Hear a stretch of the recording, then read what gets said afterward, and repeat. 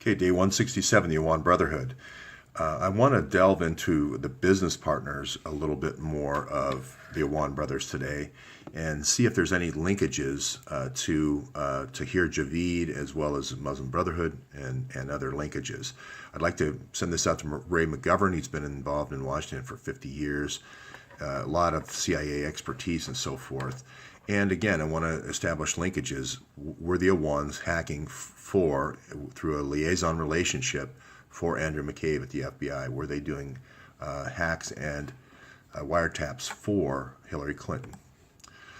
So who are the Awans again? They're all making $160K a year. The key thing, though, is they have this nanoset technologies.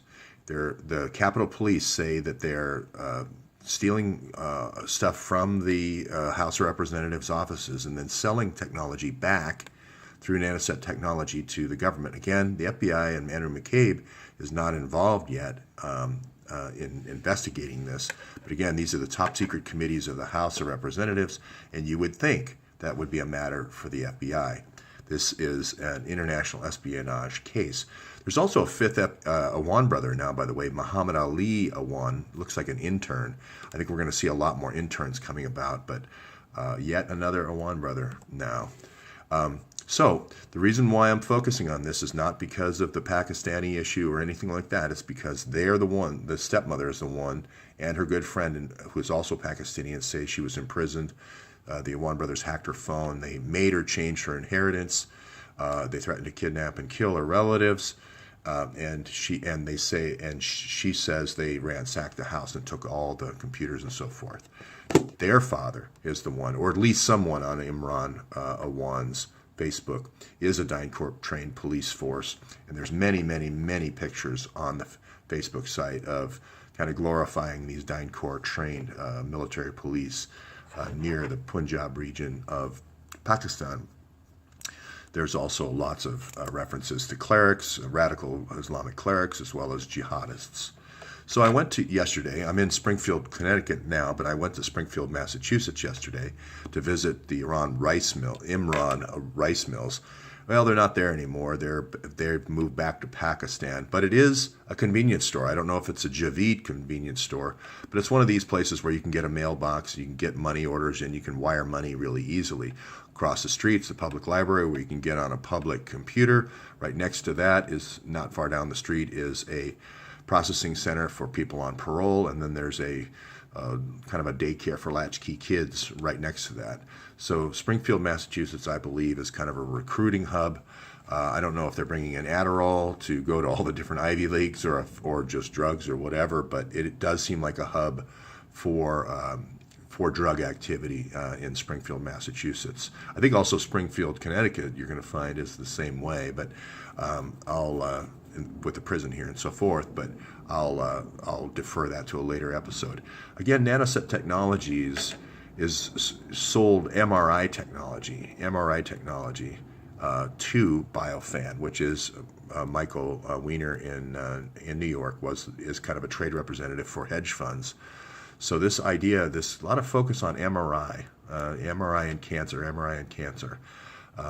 This technology they sold was for MRI for people who had different valves and so forth in their heart that they couldn't do normal MRI. Interesting combination that the Awan brothers would make these 4 rice orders 16 months apart, about the same time that they were making those cutout companies 16 months apart, planning to fail them, planning to have them shut down every 16 months. Just interesting that the 4 rice orders are like that. Again, narco-terrorism and so forth, the CIA's favorite tactic is to use drug profits from a drug sale to then fund their agents for a certain length of time, and the tour of duty could very well be 16 months. So, Nanoset Technologies. Who else is involved with the Awans in Nanoset Technologies? Well, Soraya Begum was involved in the old Nanoset Technologies, and then Dr. Soraya Begum is involved in the new Nanoset Technologies. Now, she is the Minister of Cultural Affairs in Bangladesh, which was East Pakistan. She is the director of the VA hospital for internal medicine. I also believe mental health for some reason for Maryland and Virginia. even though the corporation they also created was called New Dawn 2001, which shares the name of the military operations that we called the operation in Afghanistan. The corporation was actually created in July 29th, 2011, around the time Hillary was talking about the success of her Mango mission and the Mango diplomacy that she talks so much about. So they also had another principal in the company, Abdul Hasnat, who is in Texas for some reason. He's an expert with Cisco routers, and he's an expert in security audits. So let's focus a little bit more on that. Who is Dr. Soraya Begum? Well, first question I ask anybody about Bangladesh is, do you know Muhammad Yunus? Some people call him Muhammad Kidney. Some people call him Muhammad Microloan. Some people call him Muhammad Sewing Machine for the sewing machines he would indebt people with to force them into kind of a slave labor and eventually giving up their organs.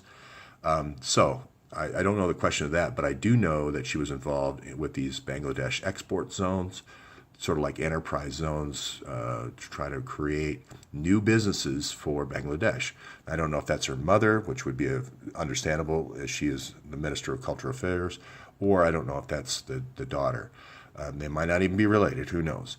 But then she's also on the board of Biman Airlines, which is the national airlines of Bangladesh. She's also, the doctor is also writes extensively about hydrological disasters, floods, and so forth, using and monitoring it using space technology. Space technology keeps coming up. Here's another article about monitoring Cyclone Thane, Thane, with space technology. Another article she wrote about using space technology to monitor tornadoes, so forth. So a lot of emphasis on space technology. Now remember, NanoSet is also the name of a technology forum every year in Lahore, Pakistan. So the father of the Awan brothers, even though he's in Virginia, even though he's on a 9-Corps police force in Pakistan, also is in Texas. Also is in Texas talking about transponders, that Iridium cell phones and transponders that can monitor air, land, and sea operations, movement of goods, as well as for a potential rescue situation if there was a natural disaster. But for some reason, he focuses in on Texas. Now we know Muhammad Hasnat from the previous slide also, for some reason, is a lot in Texas. Again, I think you're going to find a link here in Sugar Land, Texas, through a company called World Communications. And they're going to have a tower there in Sugar Land, Texas. I believe Muhammad Hasnat knows where Sugar Land, Texas is, and he knows where Beaumont, Texas is. And this is going to be known as the Sugar Land Express. I won't go much into it more than that right now.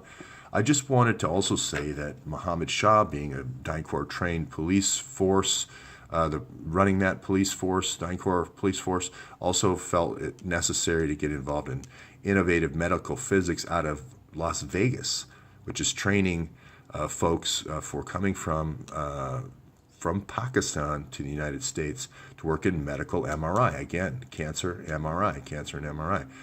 I looked at the National Science Foundation grants for medical physics, and I found that Weinberg Medical Physics was the recipient. Again, just an interesting relationship. I would like to know if Soraya Begum, being at this Hawkshead Drive house here in Lorton, Virginia, living at the house, you would see visitors coming and going. Has she ever met Mohammed Hunsla, who's an expert in the global information grid, who worked at Lightbridge Communication, the same Lightbridge Communication that Imran Awan worked at? Do they know where the DISA is, the Department of Information Systems Agency is in Springfield, Virginia? Have they ever been there? So for a doctor in gynecology to be involved in a lot in this imaging just is surprising to me. So again, we're going to go back to the rice business and so forth. This rice company that sold the rice to for Muhammad's 4 rice orders is a state-supported rice company from those export regions that we talked about earlier. Here's the Teveta is the state support. Now this is Pakistan now, not Bangladesh. This is the other side of India. but they are receiving government funds over there for this. So what is the relationship between them shipping these folks here, shipping rice to that Springfield location, which seems to be a bunch of P.O. boxes? Okay, just an odd set of circumstances. And again, Surya Begum is an expert in the space monitoring, space satellite situation. Does she have any knowledge of these CubeSats? She started a company called NanoSat. Is that any relation to nanosats being a way of monitoring things on the ground? Is she familiar with Palantir at all, which manages the whole end-to-end visibility of these assets and can see relationships? Has she met any of these people at cocktail parties, any of the Democratic employers of the Awan brothers, these 31 different Democrats? Did she hear at all about the 20 burglaries? Is she aware of any of this, of her business partners being under probe and investigation for theft of equipment from the House of Representatives? Does she know, for instance, Tahir Javid? Has she ever met him before? Has she ever has she ever talked to him about any of his business dealings? He runs a big hospital chain. Has he ever been in any meetings or talked at any of his events or consortiums and so forth? These are just natural questions I would like to talk with her and interview her in Virginia to ask. I think a lot of the questions and a lot of the credibility would come from if Andrew McCabe would publish Hillary and Huma's server metadata. No national secrets there at all, as well as the Awan brothers server metadata. Then we can see these linkages, and we wouldn't have to guess or try to pry these pieces of information out. There seems to be a lot of activity around satellite imaging, a lot of activity around places where murders have taken place, imprisonments taken place, a lot of threats have taken place, a lot of kidnappings have taken place, the involvement of DynCorp over and over and over again in these situations. I think it's time for Andrew McCabe to recuse himself from the case and publish the metadata. That's it for this morning, and off to Yale now.